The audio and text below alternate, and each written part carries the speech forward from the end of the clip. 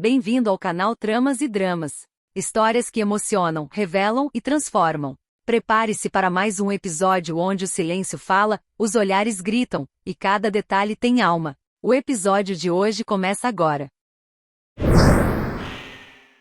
Cresci cercada por colunas de mármore, tapeçarias francesas e lustres que pendiam como coroas congeladas. A mansão Montenegro não era apenas uma casa, era um monumento à opulência, à tradição, ao controle. Mas para mim, era uma jaula de luxo. Uma prisão sem grades, onde o silêncio era regra e o afeto, exceção. Fui adotada ainda bebê. Apresentada à sociedade como a filha amada, um gesto de caridade que rendeu manchetes e aplausos. Mas por trás das portas entalhadas, eu era apenas uma peça decorativa. Um lembrete constante de que não pertencia àquele mundo. Um nome que não vinha do sangue, uma presença que não vinha do orgulho. Beatriz, minha mãe adotiva, era feita de beleza fria e palavras afiadas. Seu perfume chegava antes dela, e sua ausência era mais cortante que sua presença. Roberto, o pai, era um titã do setor financeiro silencioso, implacável, sempre com os olhos presos em relatórios e os sentimentos trancados em cofres invisíveis. Os filhos biológicos, Leonardo e Sofia, herdaram o veneno da mãe e a indiferença do pai. Eles me olhavam como quem observa um quadro fora de lugar. Eu era o elo frágil. O alvo fácil. A intrusa que ocupava espaço demais num mundo que não a queria. Aprendi a sorrir com os olhos baixos. A caminhar sem fazer barulho. A existir sem ocupar espaço. Cada gesto meu era medido, cada palavra filtrada. O silêncio virou escudo. E também armadilha. Naquela casa, o tempo não passava, ele se acumulava. Como poeira em móveis antigos. Como mágoas em corações que nunca aprenderam a amar. Na família Montenegro, havia um nome que não se pronunciava em voz alta, Rafael Vargas. Empresário autodidata, rival direto de Roberto. Um homem que construiu seu império sem herança, sem sobrenome, sem favores. E por isso, era odiado. Chamavam-no de pirata corporativo, ameaça à tradição, homem sem pedigree. Mas ninguém explicava por quê. Só diziam que ele era perigoso. Que sua ascensão era uma afronta à linhagem. Eu ouvia esse nome como quem escuta um mito. Um fantasma que rondava os corredores da elite, sempre envolto em desprezo. Mas foi num evento de caridade, ironicamente, que o mito ganhou rosto. A sala estava cheia de gente importante. Roupas caras, sorrisos ensaiados, taças de cristal. Eu caminhava entre eles como quem atravessa um campo minado. Disfarçada de filha perfeita, mas com a alma em alerta. Cada passo meu era uma performance. Cada gesto, uma defesa. Foi quando deixei cair minha bolsa. Papéis, batom, celular espalharam-se pelo chão de mármore. Me abaixei, constrangida. E então, uma mão firme e gentil se estendeu. Rafael, você está bem? Perguntou, com voz baixa e olhos que não julgavam. Olhos que não me mediram como os outros. Olhos que não sabiam quem eu era. E talvez por isso, me viram de verdade. Naquele instante, algo se rompeu. O homem que minha família pintava como vilão parecia humano. E gentil. E curioso. Ele não desviou o olhar. Não se apressou. Ficou ali, como se o tempo tivesse desacelerado só para nós dois. Eu agradeci, quase num sussurro. Ele sorriu. Um sorriso que não pedia nada. E seguiu seu caminho. Mas deixou algo comigo. Um silêncio diferente. Um silêncio que não doía. Um silêncio que chamava. Naquela noite, pela primeira vez, eu procurei por ele. Não com palavras, mas com pensamento.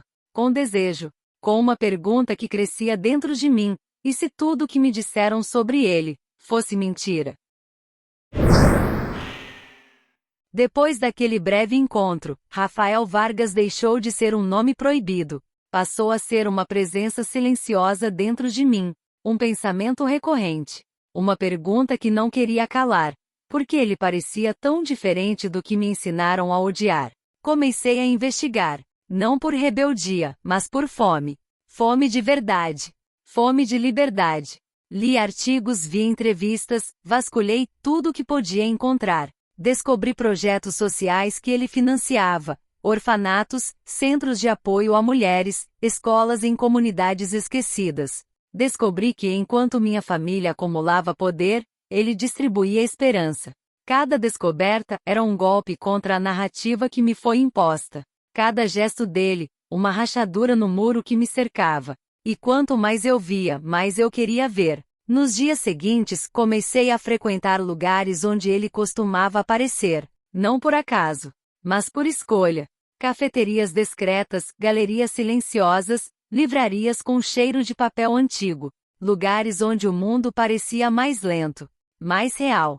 Foi numa dessas tardes que o destino, ou talvez a minha vontade, nos cruzou de novo. Ele me reconheceu, sorriu, e sentou-se à minha frente como se aquele encontro fosse inevitável.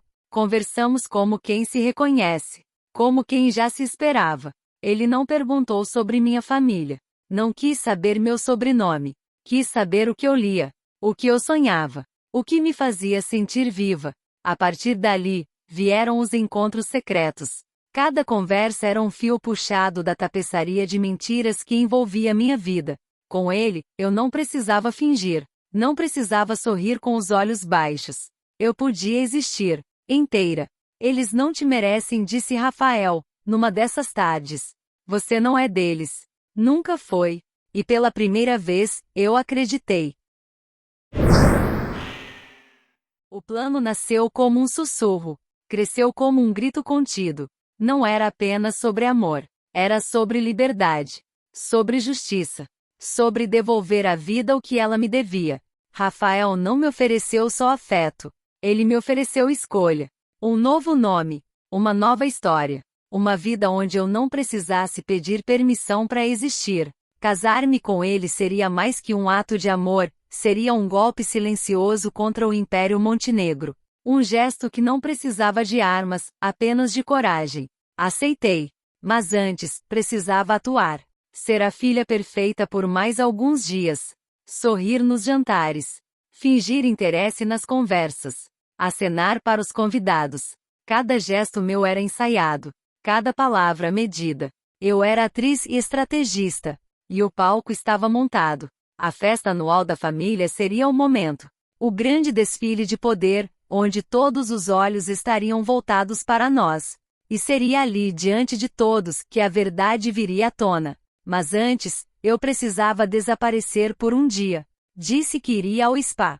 Beatriz zombou, como sempre. Mas permitiu. Ela não sabia que estava me dando a bênção que eu nunca pedi. Parti num carro preto, sem motorista, sem escolta. Apenas eu, meu vestido, e a certeza de que nunca mais voltaria a ser a mesma. O dia amanheceu com o céu limpo, como se o universo tivesse decidido não interferir. Eu disse que iria ao spa. Beatriz zombou, como sempre. Mas permitiu. Ela não sabia que estava me dando a bênção que eu nunca pedi. Parti num carro preto, sem motorista, sem escolta. Apenas eu, meu vestido, e a certeza de que nunca mais voltaria a ser a mesma. O caminho até a capela era longo, sinuoso, cercado por colinas que pareciam guardar segredos antigos. O silêncio da estrada era diferente do silêncio da mansão. Ali, ele não sufocava. Ele libertava. Rafael me esperava com uma rosa branca nas mãos. Não havia pompa, nem convidados. Apenas duas testemunhas, um celebrante, e o sol tingindo o ar com tons de ouro. A capela era pequena, de pedra envelhecida, com vitrais que filtravam a luz como se fossem memórias coloridas. Os votos foram suaves, mas firmes. Não falamos de eternidade. Falamos de escolha, de coragem, de reconstrução. O beijo foi reverente. A assinatura no papel, definitiva. Naquele instante, deixei de ser Isabela Montenegro. Tornei-me Isabela Vargas. Não por ele, mas por mim.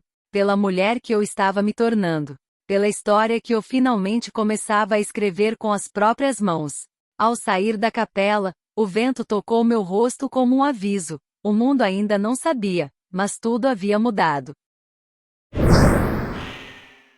A festa anual dos Montenegro era mais que um evento, era um ritual. Um desfile de poder, tradição e vaidade. Champanhe fluía como rio.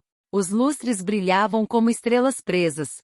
Os convidados usavam sorrisos como máscaras e os segredos como perfume. A mansão estava decorada como um palácio. Tapetes vermelhos, arranjos florais exuberantes, músicos clássicos tocando peças que ninguém realmente ouvia. Era o tipo de noite em que tudo parecia perfeito, até que alguém decidisse quebrar o script. Eu vestia azul safira, um tom que não combinava com a família, mas combinava comigo. Caminhava como quem carrega um segredo precioso. Cada passo meu era uma contagem regressiva. Cada olhar que recebia, uma despedida silenciosa. Roberto subiu ao palco. Com a taça erguida e o sorriso ensaiado, disse: "Família é tudo." Os convidados aplaudiram. Beatriz sorriu com os olhos frios.